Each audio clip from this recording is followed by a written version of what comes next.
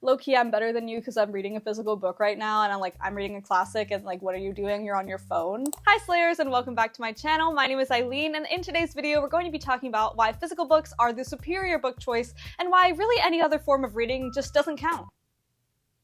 I'm just kidding. We're not going to be saying those things.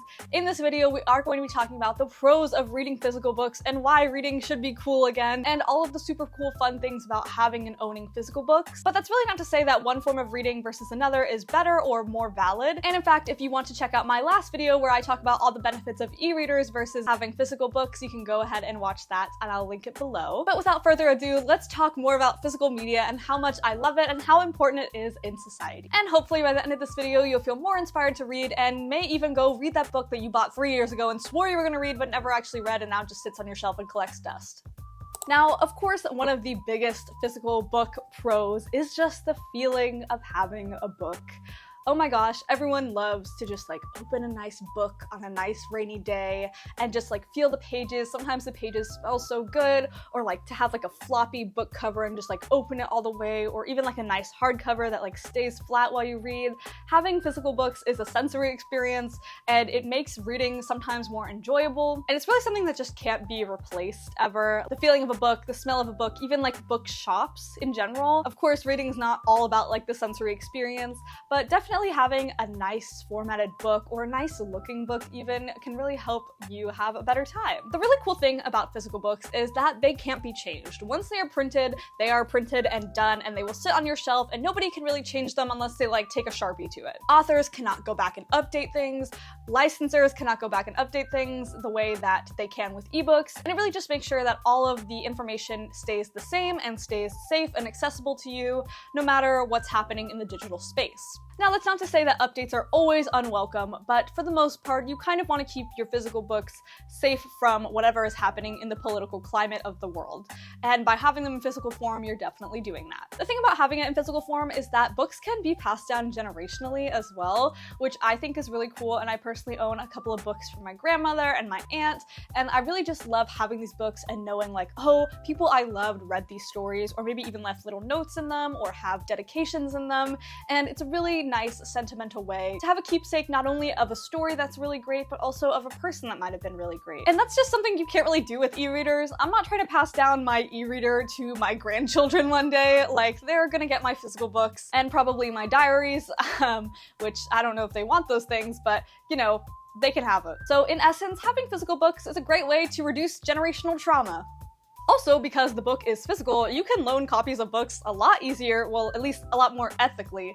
I can just give my friends books, and I often give my friends books, and it's really fun. We kind of have a little book sharing party going on. And because I'm insane and have multiple e-readers, I also sometimes lend my friend e-readers, which is kind of weird. But for the most part, giving a physical book is a great way to share a book with someone instead of you know, giving them an e-reader or whatever. Now, one of my favorite things about having a bunch of physical books, and I laid some out on my shelves here, is that they remind me of what I read. And every time I look back at them on my shelf or in my space, I can always be oh yeah, I remember that book, and I love that book, and I loved those characters.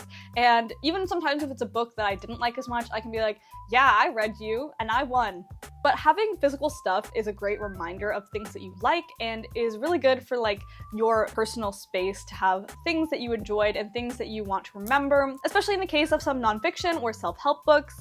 It's cool to have them physically, so if you ever need to reference them. Even sometimes just looking at the cover reminds me of the core themes of books and how I felt reading them, and that's a really cool thing about physical books that is really hard to be replicated unless maybe you have pictures of the books printed out somewhere or something like that. But really the act of keeping your physical books in a library or just on your shelf somewhere is sort of the act of keeping memories and almost scrapbooking or journaling. They're there as little reminders that you read this book, and you can sort of remember what it's like to read those books. This is why I also really like to put out different books for different seasons. Whenever it's October, I'm putting out I'm putting out Twilight, I'm putting out all of the spooky books. But when it's spring, I love to have my romances on display, or summer even. And it's just a nice way to not only decorate your space, but also also to kind of push some aesthetics into your eyeballs as much as possible. Another benefit of having physical books is it's just easier to annotate on them. You can slap a sticky note in there, you can underline, you can highlight, you can pencil something in, you can dog ear if you're into that, you can put a bunch of bookmarks or tabs. There's so many different ways to annotate and engage with what you're reading a little bit better than having sort of an e-reader experience. And while I do have a really cool e-reader that I can annotate on called the Kobo Libra Color, it still is not exactly the same as annotating within the book itself. For example, here's one of my tabbed and annotated books right here, and doesn't that just look so nice? And it makes it a lot easier to reference things because there are physical tabs. And this book in particular is super, super cool because I got it signed by the author and I decorated the inside of it and everything, and it's just really freaking cool. If you don't know, this is by Dan Howell. He's a YouTuber. I love them. So it's just really cool because you can physically tab books a lot easier, and you can search these tabs pretty easily if you have a key system like I do. And that's just something that you can't really do in an e-reader. You can bookmark, you can underline, you can search things, but this is just a different experience and sometimes a little bit more helpful and also a fun thing to do. I like to annotate my books. I like to interact with them. I understand not everyone does, but personally it's something that I love to do, and so if I am able to do it as easily as possible, I love having that option. And I always know that no matter what, I can do that in a physical book. That's not the same as having an e-reader or using an e-reading device.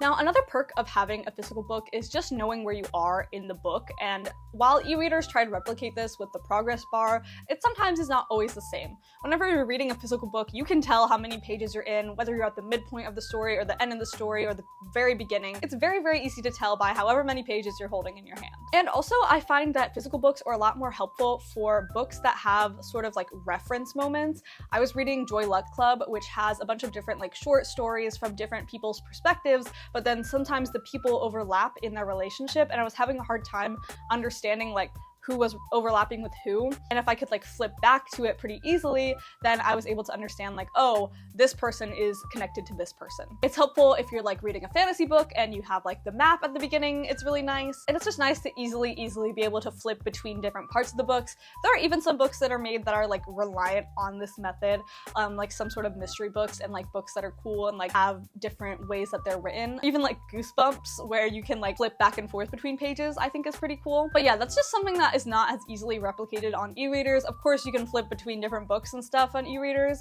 but it's not exactly the same as the ease of just being able to like find your place really fast whenever you're opening different pages. Another one of my favorite things about physical books is that you can buy them used. I love a good used bookstore. I buy almost all of my books secondhand, and it's just so cool that like you can read books that have been read by other people, and also they're usually cheaper this way, and I love a good deal on a book because books are kind of expensive. But it's really cool because obviously you can't buy like a used ebook, like that just doesn't exist and doesn't really work that way. But of course you can buy a used book, and sometimes it's even cool because you'll get other people's annotations in there, and it's just a fun way to experience books and to give books new life. You can also donate your books if you don't like them at the end and let them have their own second life as well. There's even like used book apps like Pango Books, I believe, which is pretty cool, and I just think it's great. Another benefit of physical books is that they can be made into other things.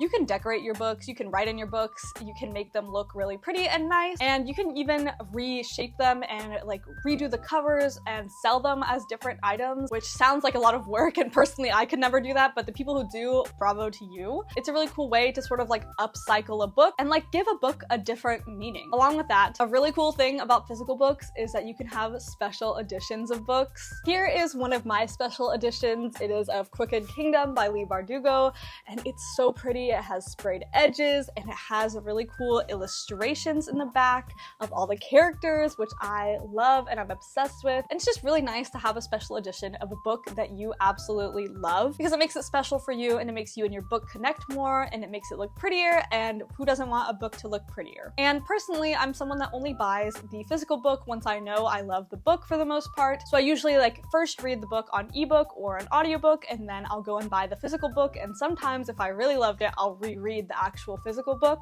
which is just a really cool way to experience the book in multiple different ways. And it's also a nice way for me to not feel guilty about buying books, because I know that I already like the book, and so I'm not like taking a chance and buying a really expensive, nice edition on something that I'm not sure I'll really like. One of the other cool parts about reading physical books, at least in the real world and like out and about is that people can tell that you're reading, and they can also tell what you're reading, and sometimes this sparks some cool social conversations to have, and also sometimes it's like nice to sort of broadcast like, low-key, I'm better than you because I'm reading a physical book right now, and I'm reading a classic, and like, what are you doing? You're on your phone. And that's really nice because in contrast to an ebook, I bet whenever I'm reading my ebook in public, people are like, what is that iPad kid doing? Like, and it's just generally a nice conversation starter if you ever want to talk to someone reading a book. But also, that doesn't happen very often because reading a book is a sign of like, don't talk to me. So this is also a pro if you're pretty antisocial. And then the last thing is, in this world full of technology, it's nice to completely disconnect for a while, and a really good way to do that is by reading a physical book. You technically can do this by reading an ebook, but let's just say you don't want any technology at all, a physical book will always be there for you. And it's just really nice to be immersed in the real world and not in technology sometimes. But anyways, thank you guys so much for watching this little series, and at the end of the day, I just wanted to point out some benefits to reading in general, and so I hope either of these videos inspired you to read, no matter what format, and I hope that you get some really nice reading in, or go out and buy that book that I know you've been wanting to buy. And I hope we never forget how important reading is and how important stories are and connecting with those stories are. And I know personally that reading has always meant a lot to me, and as a child and as an adult now, I read a lot of the times to feel better and to learn more and to grow, because let's face it, I have a lot of growing to do, and it's just always nice to go out and read. So anyways, thank you so much for watching. Remember to like and subscribe. Bye!